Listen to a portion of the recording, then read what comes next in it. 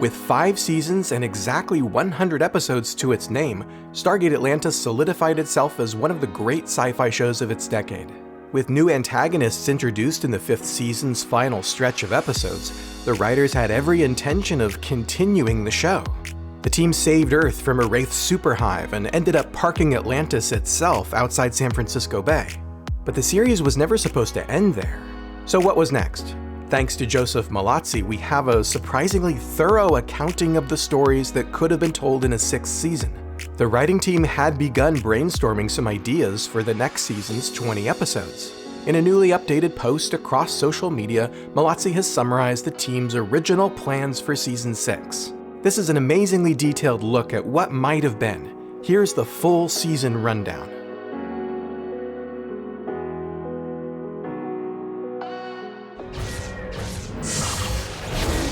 In the months since Season 5's fade to black, Atlantis has been relocated to the surface of Earth's moon, operating as a new base while the IOA and various Earth interests debate what to do with the city. An emergency security measure forces the team to fly back to the Pegasus Galaxy, but along the way, they're stranded in the Triangulum Galaxy, where they are stunned to find a human civilization who appear to be their own descendants. This idea would later be reused for the Stargate Universe episode Common Descent. The opening 2-parter would have featured time travel and a future version of Todd the Wraith as the chief antagonist. Only with help from present-day Todd can the Atlantis team turn the tables on the enemy and resume their journey to the Pegasus Galaxy. Now What, or whatever the final title would have been, eventually became the Atlantis movie Stargate Extinction, which was fully scripted but never produced. Sheppard's team on board the Daedalus comes across a seemingly derelict ship, and on board they find a group of children in stasis. The kids explain their ship was en route to be reunited with their parents on a new colony, making them one of Pegasus' rare spacefaring civilizations. Of course, our heroes agree to help them reach their destination, but soon another mysterious ship appears and opens fire on Daedalus. These kids are definitely not all that they appear to be, and the crew has to figure out what is really going on while playing a deadly game of cat and mouse with their pursuer. The great Carl Binder had penned Season 5's Ghost in the Machine, hoping to bring back the Replicator version of Elizabeth Weir. The role was recast with Fran actress Michelle Morgan after Higginson turned it down. This version of Weir was left drifting in space along with her fellow replicators who had been seeking ascension. In Season 6, we might have seen this group return for another story, though this one sounds like more of a placeholder than a fully realized story pitch. Binder was also great at ghost stories, with episodes such as Echoes. And Mallozzi says that the team assumed he would return from hiatus with either a ghost story or a replicator story ready to go. No doubt he would have written one for the show's 6th season, and it would have been brilliant. Writer Martin Garrow loved looking for ways to tell unique stories that subverted the Stargate formula. This slot in the 6th season was intended for another offbeat idea. Classic Stargate was an idea Martin Garrow pitched, a story that would take place in the early years of the Atlantis expedition. Could we have seen Rainbow Sun Franks back as an optimistic young Lieutenant Ford?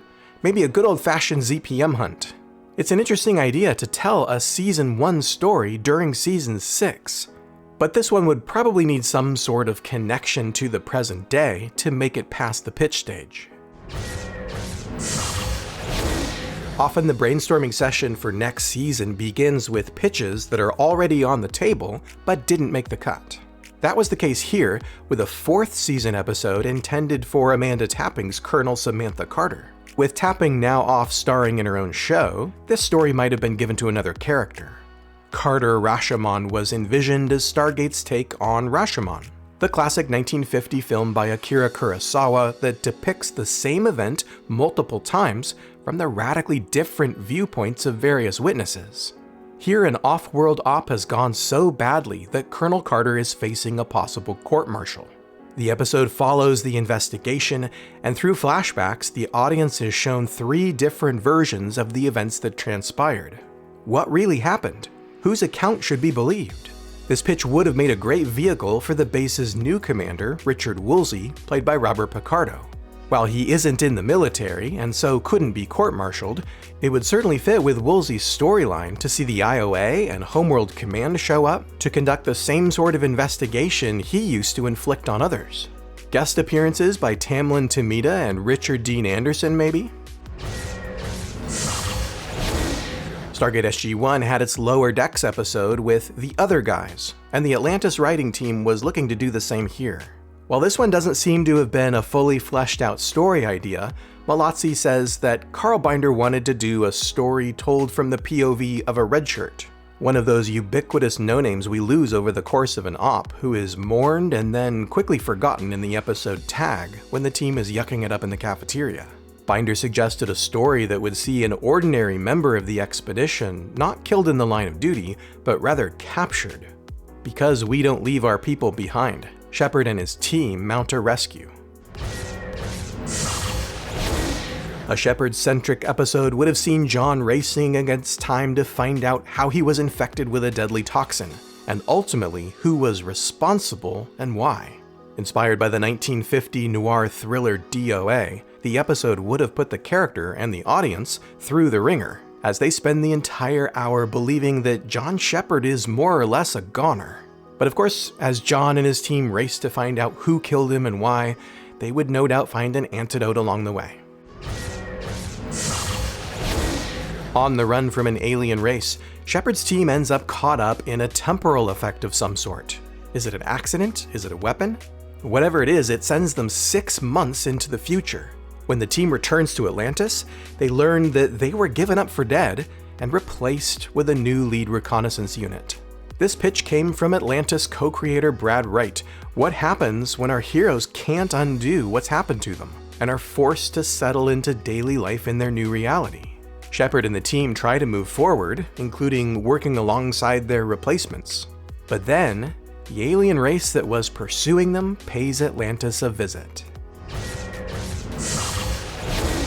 Stargate Atlantis knew how to go big for its mid-season double episodes.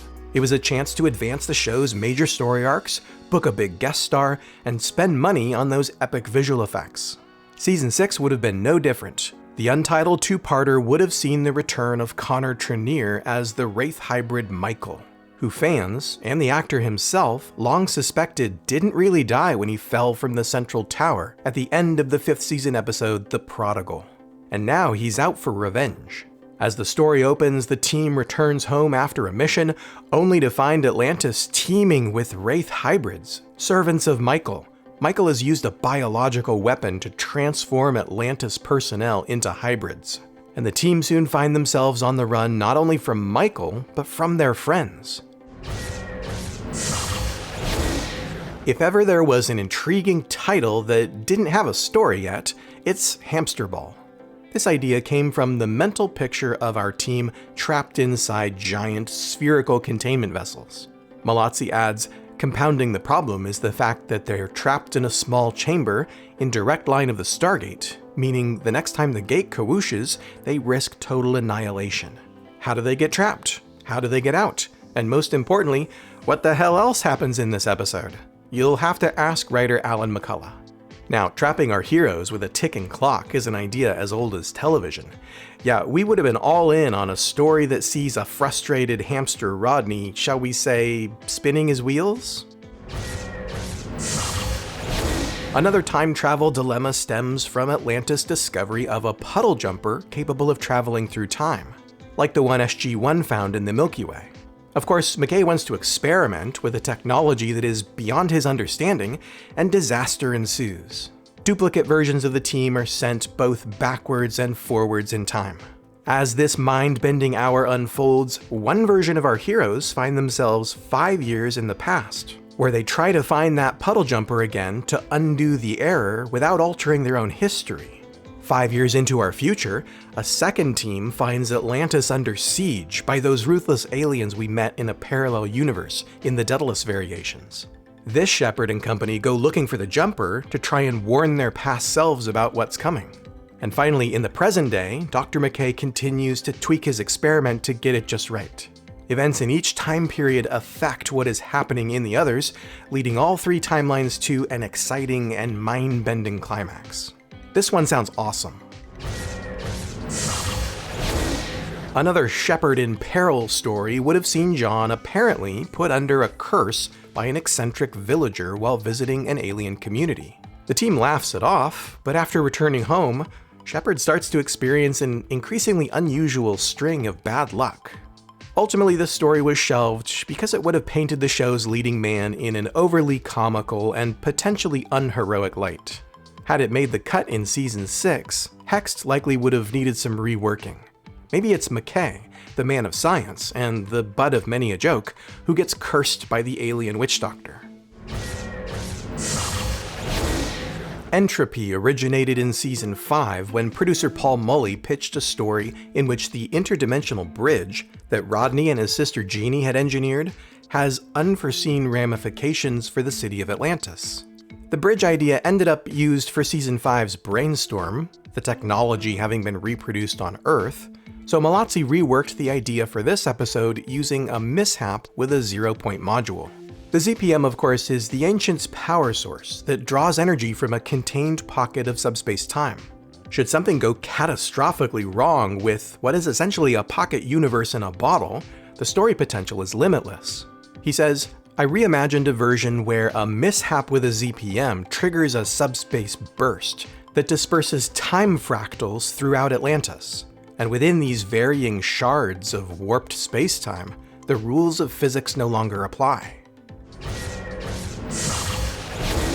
As the new season enters its final stretch, it's time to check in on our good frenemy Todd. The cunning Wraith usually manages to come out on top, whether it's forming an alliance with Atlantis to defeat the Replicators and steal a few ZPMs while he's at it, or using Taylor to help him dispatch a rival queen so that he can assume command of her armies. But in this Lost episode, it seems that the enemies Todd has made along the way finally catch up with him. Now Todd has been captured by his rivals, and when the Atlantis team learns of his fate, they decide it's in their best interest to try and mount a rescue mission. To pull off this risky gambit, Taylor agrees to go under the knife and be surgically altered once again. Resuming her role as Todd's Wraith Queen, Taylor leads the team aboard a hive ship in order to track down and rescue their unlikely ally. Todd is such a great character that we'd certainly expect him to survive this one, and now he would owe Atlantis one whopper of a favor.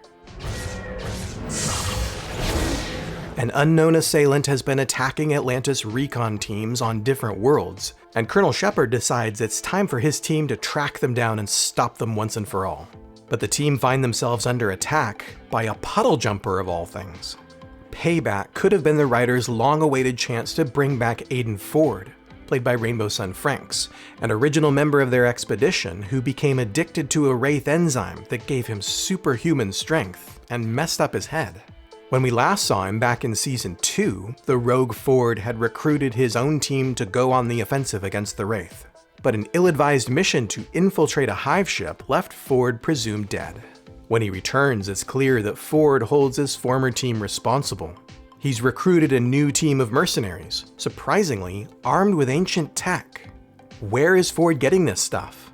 Mallozzi teases, our heroes must find a way to turn the tables on their former friend, and ultimately find out the surprising source of his all-too-familiar resources.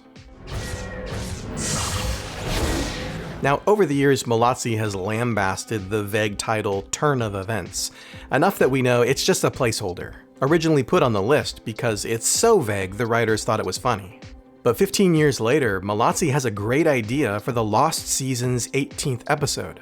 Ford has been captured and is now in a holding cell in Atlantis, and the team sets out to locate the source of his black market ancient tech. The most likely candidate? Another ancient city ship, which they first discovered back in the Season 2 episode The Tower. But when the team arrives to investigate in this Lost episode, they find that the city has fallen into the hands of a rogue group of Janai soldiers, under the leadership of none other than Acastus Kolya himself. Mallozzi hoped to show how this great villain and foil for Colonel Sheppard, who was played by Robert Davi, had in fact survived their shootout back in the Season 3 episode Irresponsible. And since then, he's been lying low and consolidating his power, and his access to ancient technology. Kolya once coveted the power of Atlantis, and now it seems he has an ancient city all his own. Ultimately, in this episode, the team is unable to defeat the Genii and retake the city for its original inhabitants, and they're forced to retreat. But not before they obtain a crucial piece of information: the mirror location of the ancient ZPM factory hidden on Atlantis. Finding where the ancients secretly manufactured this important power source is a game changer for the show, and would have answered a long-standing question from fans.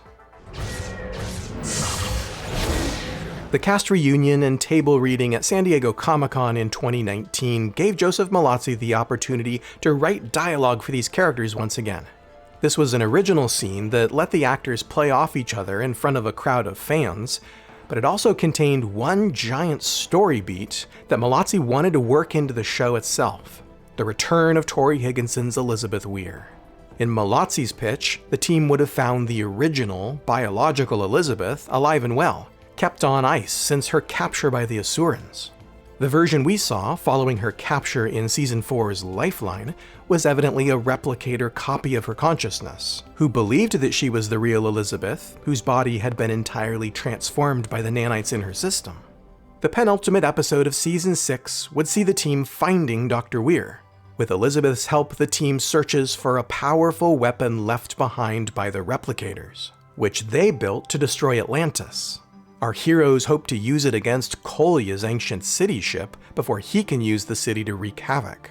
But they arrive too late. Kolya's ship lifts off from the surface of its home planet, headed for Atlantis. Now, whether this idea was just fan service, or might have actually come to pass on the show, it's a great idea that would have righted a couple of wrongs from the show's past. Elizabeth, Carson, Ford, Kolya, the show had a tendency to kill off important characters in less than satisfying ways.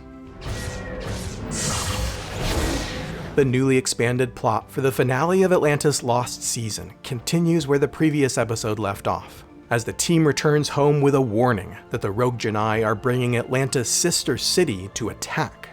As Mallozzi tells it today, the episode would begin with a series of character moments as the expedition recalls all off-world teams and makes ready for war. Then they launch Atlantis into planetary orbit, ready to meet Kolya and the Genii on an even footing.